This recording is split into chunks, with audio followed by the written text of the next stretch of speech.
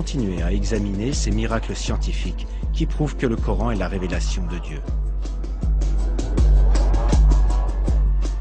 Nous allons voir qu'un grand nombre de faits scientifiques que nous n'avons été capables d'établir qu'en utilisant la technologie moderne, depuis les couches de la Terre jusqu'à la dérive des continents, et depuis le sexe d'un bébé aux particules subatomiques, ont été révélés dans notre livre saint il y a 14 siècles.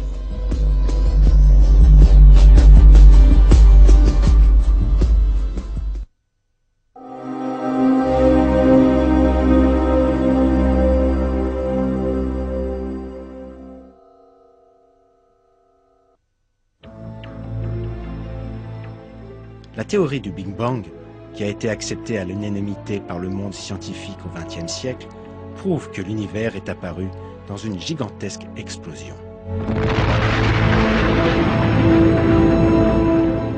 Un verset du Coran a révélé ce fait, il y a 1400 ans.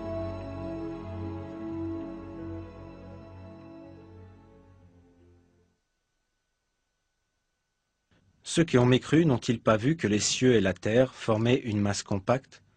Ensuite nous les avons séparés et fait de l'eau toute chose vivante. Ne croiront-ils donc pas?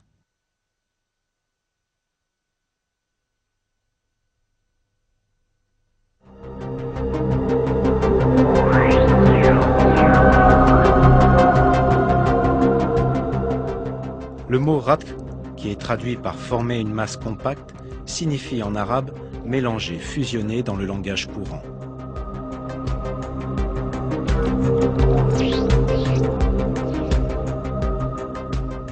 Le verbe séparer dans la phrase « nous les avons séparés » correspond au verbe arabe fataka et implique le désassemblage ou la destruction de la structure des éléments unis les uns aux autres.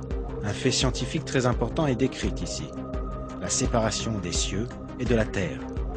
Curieusement, aux premiers instants du Big Bang, la matière tout entière de l'univers était concentrée en un seul point. Les cieux et la terre, qui n'étaient pas encore créés, se trouvaient dans cet unique point. Puis ce point explosa violemment, en forçant la matière à se désunir, tout comme cela est décrit dans le verset.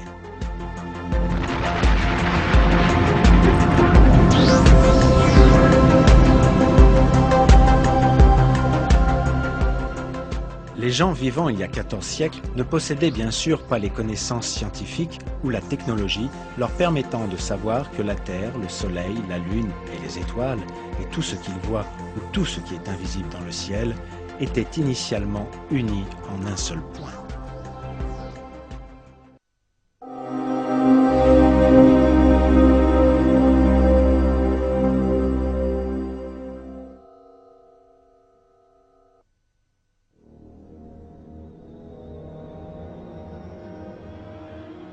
Dans le Coran, Dieu attire notre attention à un attribut très important du ciel.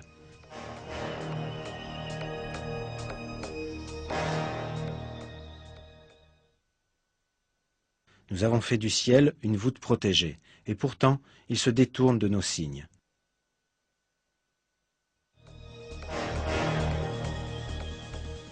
La nature protectrice du ciel, révélée dans le Coran, n'a été découverte qu'à notre époque. L'atmosphère entourant la Terre nous protège de dangers mortels.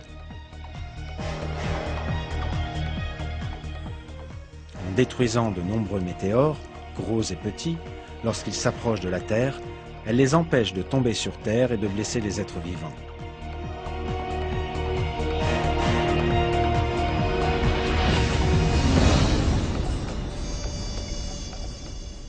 Elle filtre les rayons lumineux venant de l'espace qui sont nuisibles aux êtres vivants. Elle protège également la Terre du froid glacial de l'espace, dont la température est d'environ moins 270 degrés. En plus de l'atmosphère, il existe une autre couche formée par le champ magnétique de la Terre, qui sert de bouclier contre les radiations nuisibles qui menacent notre planète. Les ceintures de Van Allen. Grâce aux ceintures de Van Allen, les énormes émissions d'énergie appelées éruptions solaires qui surviennent fréquemment à la surface du Soleil ne détruisent pas la vie sur Terre. En bref, un système parfait est à l'œuvre bien au-dessus de la Terre. Il entoure notre monde et le protège contre les menaces extérieures. Il est frappant de voir que cela a été révélé il y a 1400 ans dans le Coran. Un autre verset traitant de la même information indique: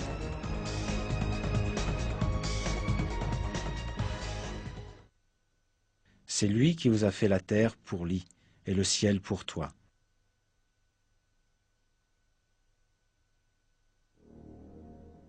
Ici, le ciel est décrit par le terme arabe al-sama bina. En même temps que le sens de dôme ou de toit, ce mot possède une autre signification. Il décrit aussi un type d'abri ressemblant à une tente utilisée par les bédouins arabes.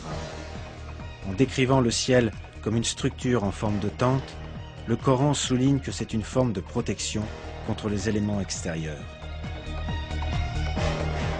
C'est la protection que l'atmosphère offre contre les météores et les rayons cosmiques.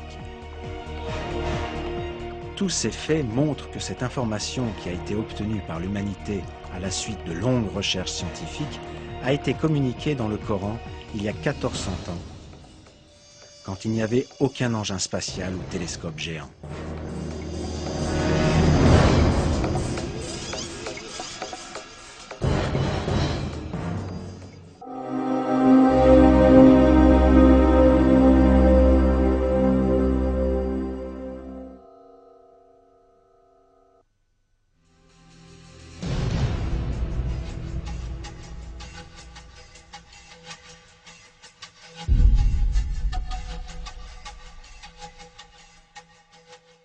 La Terre est composée de 7 couches. La première couche est l'hydrosphère, qui englobe toutes les eaux de la surface terrestre. La seconde couche, la lithosphère, est une strate dure formant la couche supérieure de la Terre. Son épaisseur moyenne est de 80 km. Elle est plus froide et dure que les autres strates et forme ainsi l'enveloppe de la Terre. La troisième couche est l'asténosphère. Elle est composée de substances chaudes, semi-solides et fondues. Les quatrième et cinquième couches, respectivement le manteau supérieur et le manteau inférieur, forment une région à haute température épaisse d'environ 2900 km, composée de roches semi-solides. Le noyau de la Terre se compose de 2 parties. L'une est le noyau externe liquide, épais de 2200 km. L'autre est le noyau interne solide, épais de 1250 km, les 6e et 7e couches. Le fait que la Terre se compose de telles strates n'est connu que suite à de longues recherches utilisant la technologie du XXe siècle. Pourtant, Dieu nous a communiqué cette information dans le Coran, qu'il a rempli de miracles scientifiques il y a 14 siècles.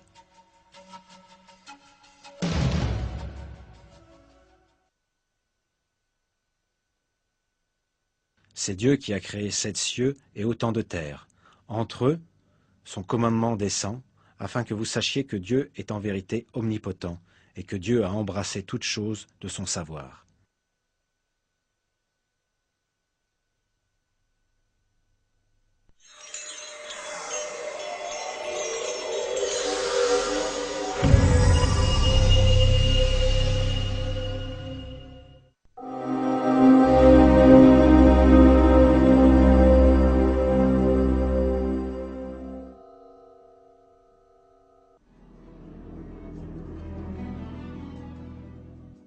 C'est au début du XXe siècle qu'un scientifique allemand, Alfred Wegener, proposa la thèse que les continents de la Terre étaient attachés les uns aux autres quand elle se forma, puis qu'ils dérivèrent dans différentes directions, les séparant ainsi au fur et à mesure de leur déplacement. Cette théorie de Wegener a été prouvée dans les années 1980. On trouva que les 6 plaques majeures et plusieurs petites qui forment la croûte et la partie supérieure du manteau, se déplaçaient constamment. Selon la théorie appelée tectonique des plaques, ces plaques se déplacent sur Terre en transportant avec elles les continents et le plancher océanique. Ce déplacement a été mesuré de 1 à 5 cm par an. Par conséquent, cela produit des changements lents dans la géographie de la Terre. Chaque année, par exemple, l'océan Atlantique devient légèrement plus large.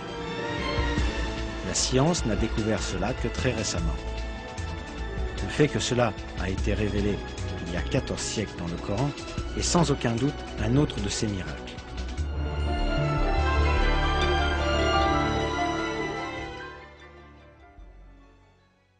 Et tu verras les montagnes, tu les crois figées, alors qu'elles passent comme des nuages. Dieu fait référence au mouvement des montagnes comme une dérive dans un verset du Coran. Aujourd'hui, les scientifiques modernes utilisent aussi le terme de dérive des continents pour ce mouvement. C'est sans aucun doute un grand miracle que ce fait scientifique ait été révélé au 7e siècle, quand les conceptions de la nature de l'univers étaient fondées sur les superstitions et les mythes. C'est une autre preuve très importante montrant que le Coran est la parole de Dieu.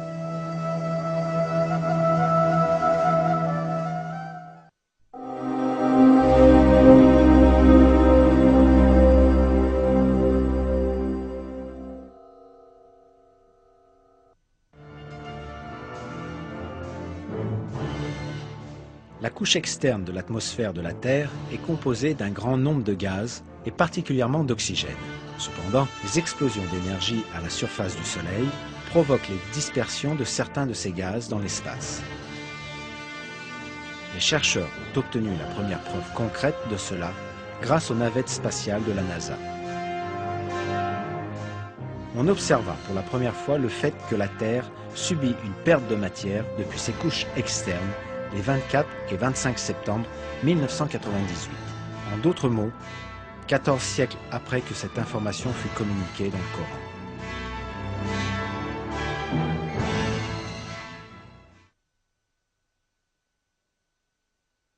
Ne voit-il pas que nous frappons la terre et que nous la réduisons de tous côtés?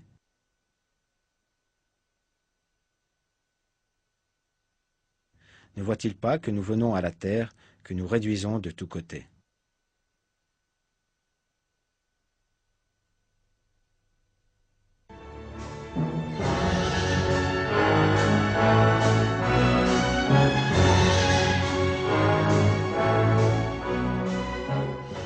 Ces versets peuvent aussi faire référence à des pertes de terre sous un autre aspect. Aujourd'hui, les calottes polaires fondent et le niveau de l'eau dans les océans augmente.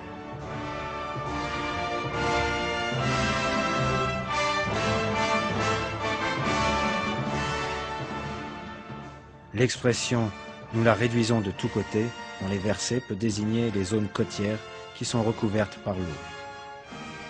Bien sûr, Dieu sait mieux.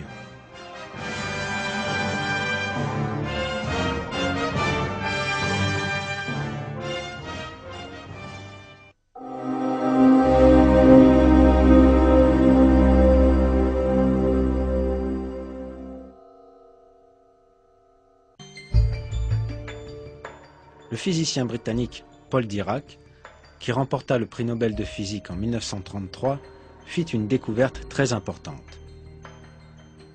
Cette découverte, connue sous le nom de parité, dévoila la dualité connue comme la matière et l'antimatière. L'antimatière a des caractéristiques opposées à celles de la matière. Par exemple, contrairement à la matière, les antiélectrons ont des charges électriques positives et les antiprotons des charges négatives. Personne ne connaissait ce fait scientifique quand le Saint-Coran fut révélé il y a 14 siècles de cela. Pourtant, il est clairement révélé dans ces versets que toutes les choses de l'univers ont été créées par Père.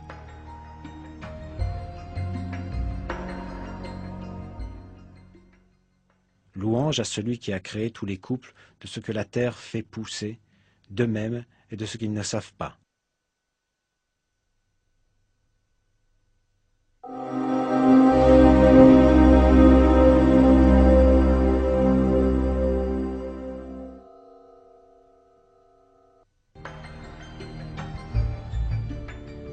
Jusqu'il y a encore 20 ans, on croyait que les plus petites particules étaient les protons et les neutrons qui constituent l'atome.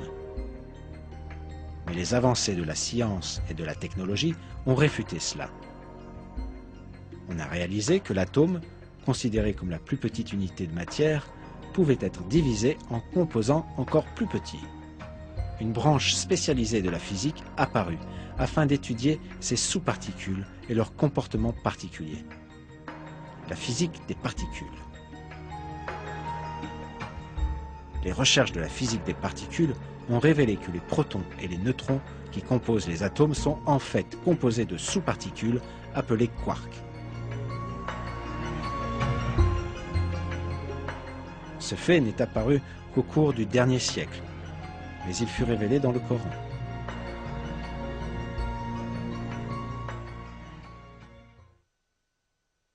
Il, mon Seigneur, est le connaisseur de l'inconnaissable.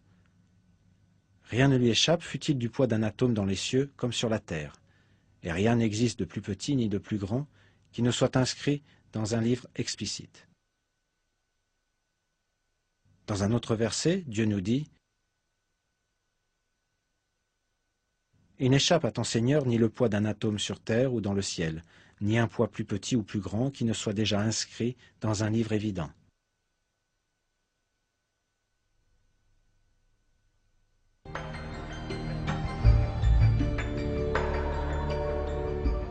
Ces versets font référence à l'atome et à des particules encore plus petites. Le fait qu'il existe même des sous-unités plus petites a été communiqué à l'humanité dans le Coran il y a 14 siècles.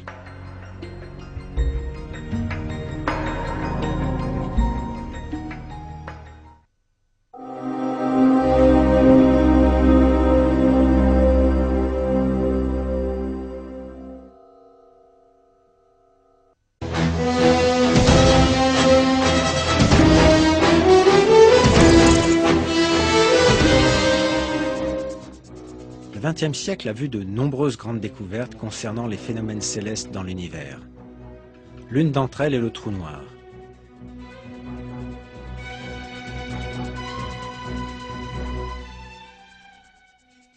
Quand une étoile a consommé tout son carburant, elle s'effondre sur elle-même et se transforme au final en une région de volume nul où la densité est infinie et où règne un champ magnétique immensément puissant. Ceci est appelé un trou noir.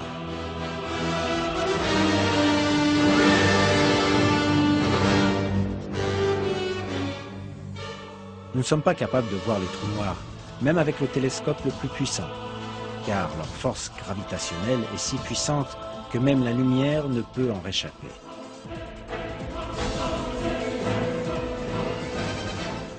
Leur présence, cependant, peut être perçue au moyen de l'effet magnétique qu'ils exercent sur leurs alentours. Dans le Coran, Dieu attire l'attention sur ce sujet de cette manière, en jurant sur la position des étoiles.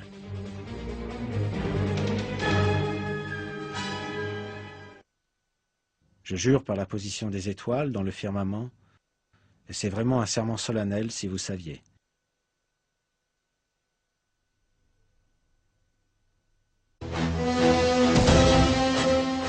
Toutes les étoiles massives exercent des champs gravitationnels dans l'espace. Un trou noir augmente sans cesse sa densité et donc son attraction gravitationnelle, en attirant toutes les choses qui passent près de lui. En un sens, cela ressemble à un trou dans l'espace dans lequel tout ce qui se trouve aux alentours est attiré.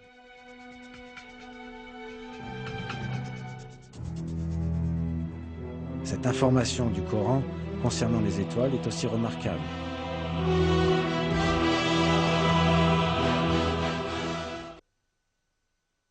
Par le ciel et par le Tariq, qui te dira ce qu'est le Tariq? C'est l'étoile perçant les ténèbres.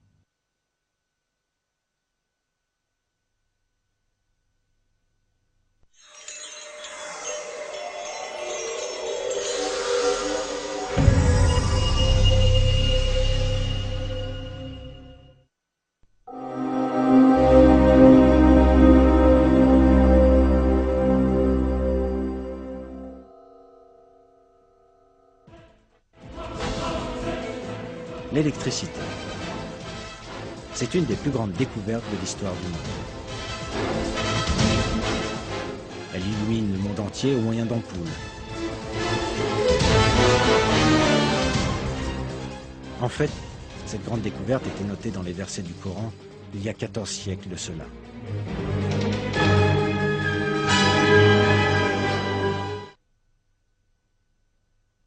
Dieu est la lumière des cieux et de la terre. Sa lumière est semblable à une niche où se trouve une lampe. La lampe est dans un récipient de cristal et celui-ci ressemble à un astre de grand éclat. Son combustible vient d'un arbre béni, un olivier ni oriental ni occidental, dont l'huile semble éclairer sans même que le feu la touche. Lumière sur lumière.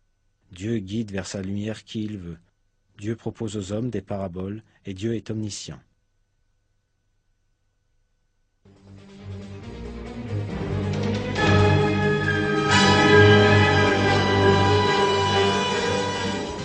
Ce verset fait référence à quelque chose qui émet de la lumière. Il apparaît que ce corps fait miraculeusement référence aux ampoules utilisées pratiquement partout sur Terre à notre époque. Une ampoule est un corps qui brille comme une étoile et qui émet de la lumière. À l'intérieur du verre, et cela est entièrement conforme à la description du verset. Le fait que le carburant utilisé par ce corps lumineux n'appartient ni à l'Orient ni à l'Occident peut être une indication qu'il n'a aucune dimension physique.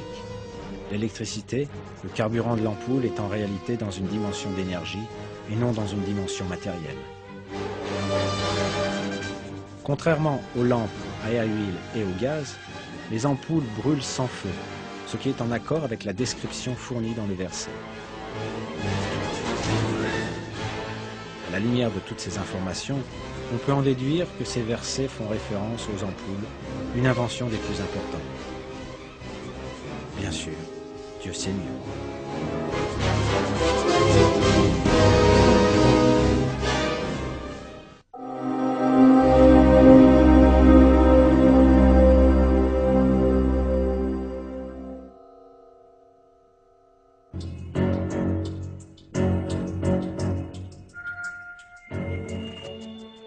Dans un verset du Coran, la caractéristique de fécondation des vents ainsi que la formation conséquente de pluie sont mentionnées ainsi. Et nous envoyons les vents fécondants, et nous faisons alors descendre du ciel une eau dont nous vous abreuvons, et que vous n'êtes pas en mesure de conserver. Ce fait indiqué dans ce verset n'était sûrement pas connu avant le début du XXe siècle.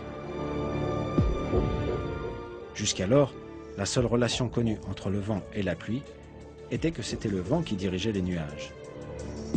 Mais les découvertes météorologiques modernes ont démontré le rôle fécondant du vent dans la formation de la pluie.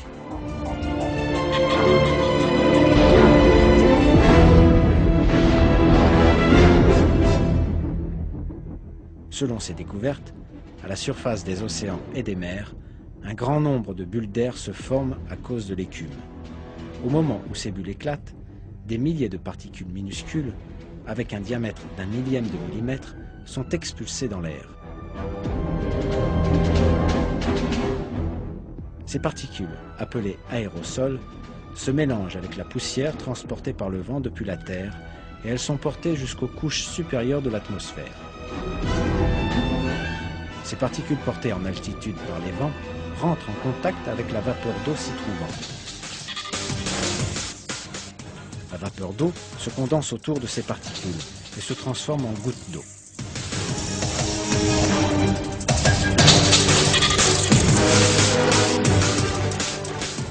Ces gouttes d'eau se rassemblent et forment des nuages, et ensuite elles tombent sur Terre sous forme de pluie.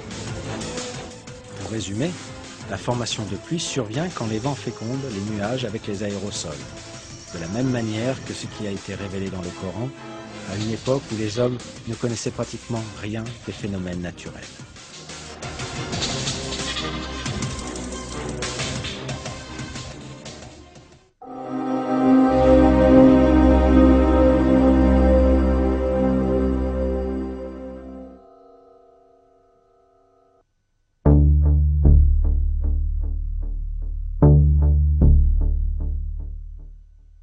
Des recherches menées ces dernières années ont révélé que la zone préfrontale située dans la partie frontale du crâne, est responsable de la gestion de fonctions particulières du cerveau. Cette zone du cerveau est également responsable de la planification, de la motivation et du déclenchement des comportements bons et honteux, ainsi que du fait que nous disons des mensonges ou la vérité. Un livre intitulé Essential of Anatomy and Physiology, l'essentiel de l'anatomie et de la physiologie, indique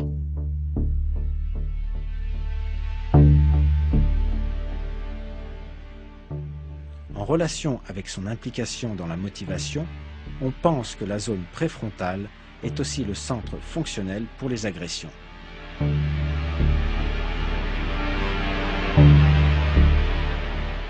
Une information similaire à ces faits, découvert par les scientifiques ces 60 dernières années, a également été communiquée dans le Coran il y a 14 siècles.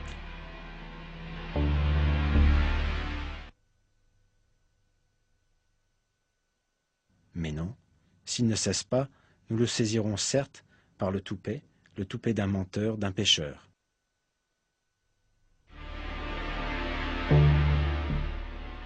L'expression « le toupet d'un menteur, d'un pécheur » dans ce verset est assez remarquable.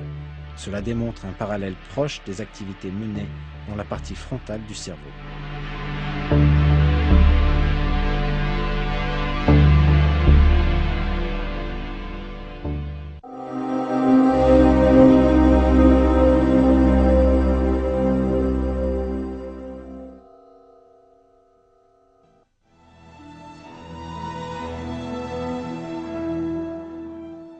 Qu'est-ce qui détermine le sexe d'un enfant à naître? Selon le Coran, la réponse réside chez le père. La masculinité ou la féminité est créée à partir d'une goutte de sperme quand elle est éjaculée. Le sexe est déterminé par les spermatozoïdes de l'homme et la femme n'a aucun rôle dans ce processus. Les versets qui nous parlent de cela sont les suivants.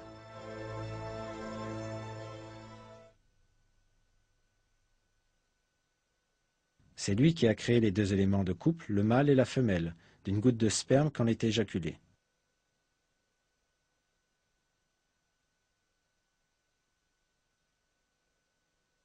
N'était-il pas une goutte de sperme éjaculée, ensuite une adhérence? Puis Dieu l'a créé et formé harmonieusement. Puis on a fait alors les deux éléments de couple, le mâle et la femelle.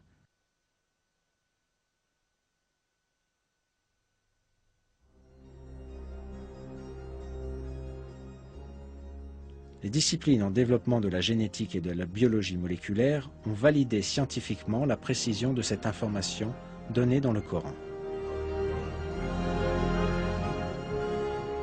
Le sexe d'un bébé est déterminé par le chromosome de l'homme, X ou Y, qui s'unit avec l'ovule de la femme. Rien de tout cela n'était connu jusqu'à la découverte des gènes au XXe siècle. En réalité, dans de nombreuses cultures, on pensait que le sexe d'un bébé était déterminé par la femme. C'est pourquoi les femmes étaient blâmées quand elles donnaient naissance à des filles. 14 siècles avec la découverte des gènes humains, pourtant le Coran révélait une information qui réfutait cette superstition, en indiquant que l'origine du sexe reposait non pas chez la femme, mais dans le sperme tiré de l'homme. Ceci parce que le Coran est la parole de Dieu.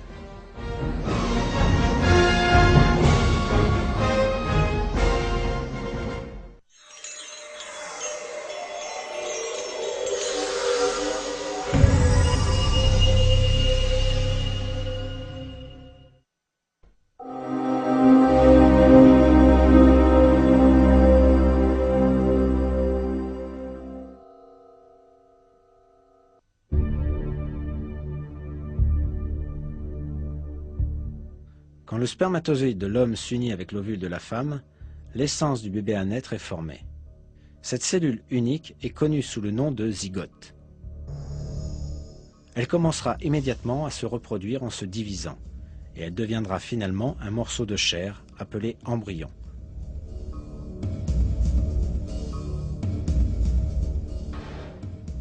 L'embryon, cependant, ne passe pas sa période de développement dans le vide. Il s'accroche à l'utérus, comme des racines se fixent fermement à la terre par leurs vrilles. À travers ce lien, il peut obtenir les substances essentielles à son développement depuis le corps de la mère. Ici, un miracle important du Coran est révélé. En parlant de l'embryon qui se développe dans l'utérus de la mère, Dieu utilise le mot « alaq » dans le Coran.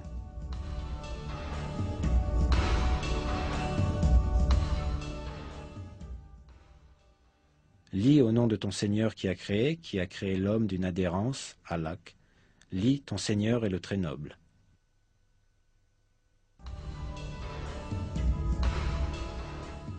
La signification du mot alaq en arabe est une chose qui s'accroche à un endroit.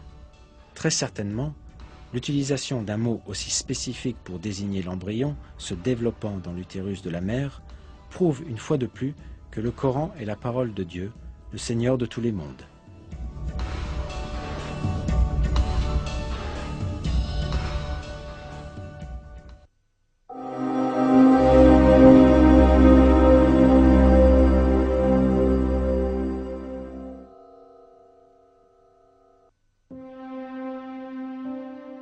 Une autre information importante fournie dans les versets du Coran concerne les étapes du développement d'un être humain dans l'utérus de la mère.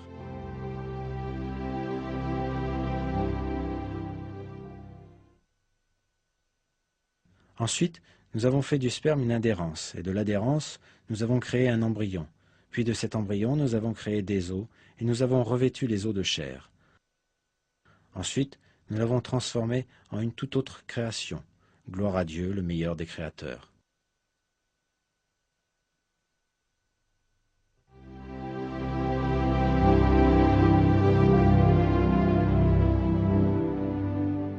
Il est clairement énoncé dans ces versets que dans l'utérus de la mère, les os se développent en premier, puis les muscles se forment et les recouvrent.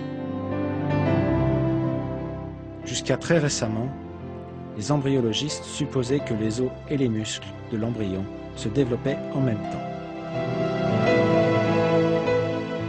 Pourtant, des recherches conduites grâce au nouveau développement technologique ont produit des conclusions qui correspondent exactement à ce qui est décrit dans le Coran.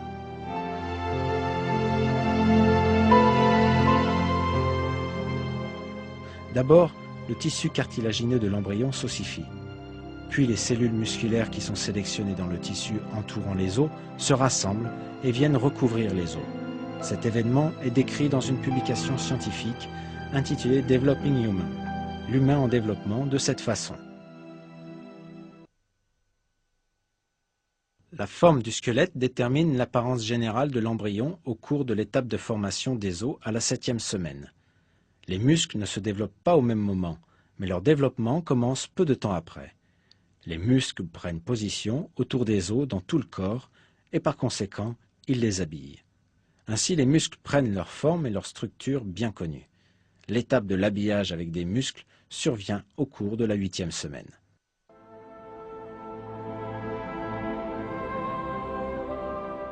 En bref, les étapes du développement de l'homme, comme décrites dans le Coran, sont en parfaite harmonie avec les découvertes de l'embryologie moderne. Le professeur honoraire Kate Moore, du département d'anatomie et de biologie cellulaire de l'Université de Toronto, un des plus éminents embryologistes du monde, est un de ceux qui identifia ce miracle dans le Coran. Le professeur Moore examina les versets concernant la naissance humaine et annonça ses conclusions par ces paroles.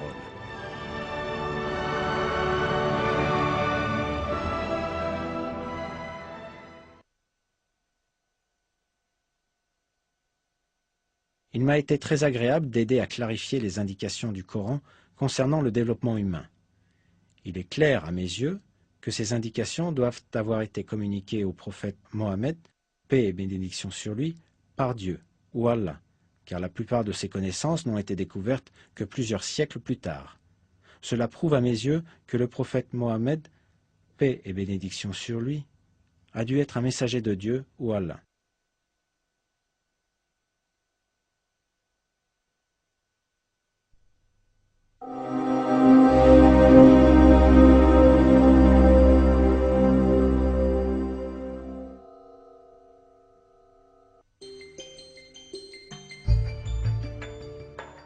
Les personnes qui restent couchées dans la même position pendant de longues périodes rencontrent de sérieux problèmes de santé.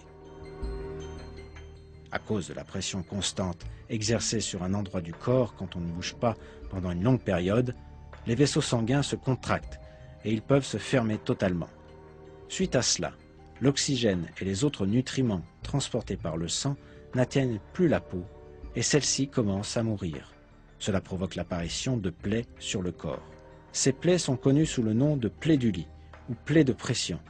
Ces plaies, qui se forment sous la peau ou les tissus, peuvent atteindre de graves dimensions si elles ne sont pas traitées. Si elles s'infectent, elles peuvent même mener à la mort.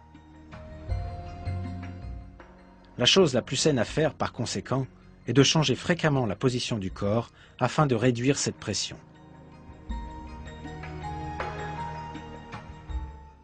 Les patients qui ne peuvent se déplacer eux-mêmes reçoivent donc une attention particulière et d'autres personnes les déplacent toutes les 2 heures. On n'a réalisé l'importance du mouvement au cours du sommeil qu'au cours du XXe siècle. Mais une information soulignant cette importance a aussi été placée dans le Coran, la parole de Dieu.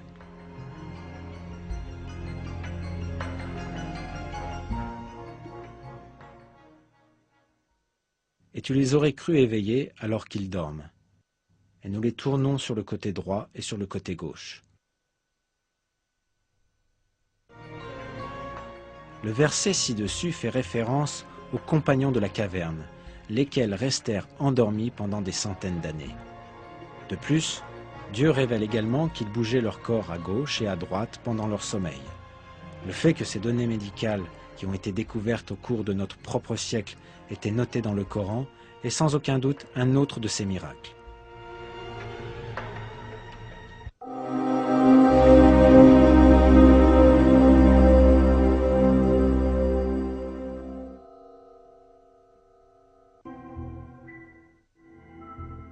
Tout ce que nous avons vu dans les films, les miracles scientifiques du Coran, nous montre un fait évident. Le Coran est un livre qui renferme des informations qui se sont révélées et qui se révèlent vraies. Des faits concernant des sujets scientifiques, des faits que personne ne pouvait connaître à l'époque de la révélation du Coran, sont annoncés dans ces versets. Il est impossible que telles informations aient pu être connues avec le niveau de connaissance et de technologie disponible au 7e siècle en Arabie. Cela est bien sûr une preuve manifeste que le Coran ne peut être la parole d'un homme.